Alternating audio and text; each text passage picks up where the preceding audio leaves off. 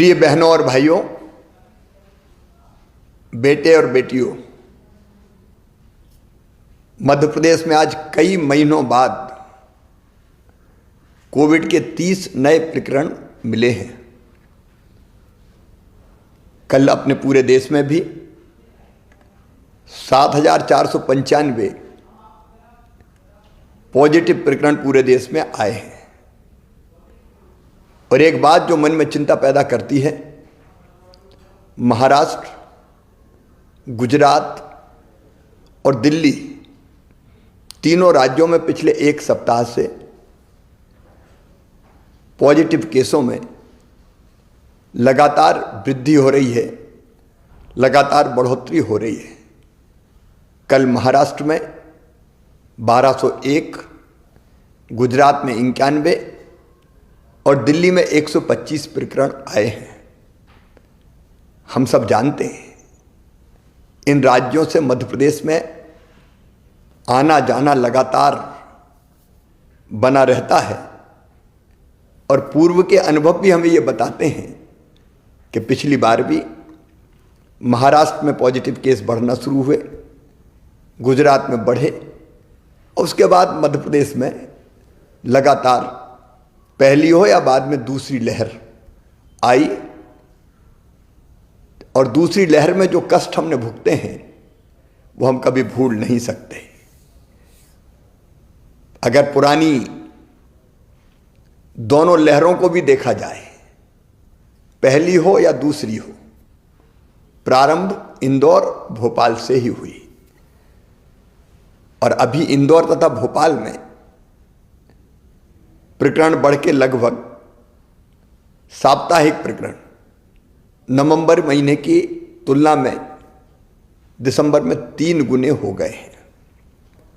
Corona ने अपना स्वरूप बदला है और नया स्वरूप ओमिक्रॉन के रूप में देश के 16 राज्यों में आ चुका है। इस संभावना से इनकार नहीं किया जा सकता कि मध्य प्रदेश में भी ओमिक्रॉन वायरस के केस मध्य प्रदेश में जल्दी आ जाएं। यदि हम पूरी दुनिया का भी अध्ययन करें और पूरी दुनिया का अनुभव देखें तो ओमिक्रॉन बहुत तेजी से फैलता है। इंग्लैंड में 1 लाख केस प्रतिदिन आ रहे हैं। अमेरिका में भी लगभग 2.5 लाख केस प्रतिदिन आ रहे हैं। यूरोप में भी ओमिक्रॉन बहुत तेजी से बढ़ रहा है और उपरोक्त सभी कारणों को देखते हुए मुझे अंतर आत्मा से लगता है कि ये सही समय है जब हम सचेत हो जाएं, कोविड की तीसरी लहर को आने से रोकें, तेजी से संक्रमण ना फैले, इसके लिए हर आवश्यक उपाय करें। और इसलिए मेरे प्रिय बहनों और भाइयों, भारत सरकार ने भी कुछ गाइडलाइन जारी की है। मेरी आपसे प्रार्थना है कि अब देर ना करें, मास्क जरूर लगाएं, सोशल डिस्टेंसिंग बनाएं, अनावश्यक भीड़ में ना जाएं, अनावश्यक जमावड़ा ना हो। और अब तक अगर किसी ने वैक्सीन का डोज नहीं लिया, टीका नहीं लगवाया, तो टीका जरूर लगवाएं। पहला लगा लिया हो तो दूसरे में देर ना करें। अगर समय की अवधि पूरी हो गई हो तो तुरंत दूसरा टीका भी लगवाएं। इसके साथ ही हमने पहले ही तय कर दिया था कि स्कूल में जो हमारे बच्चे हैं वो 50% की संख्या में ही जाएंगे ताकि वहाँ सोशल डिस्टेंसिंग बनी रह सके।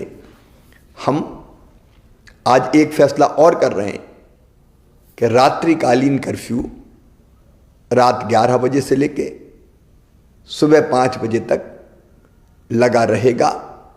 अगर आवश्यकता पड़ी तो कुछ और उपाय हम जरूर करेंगे।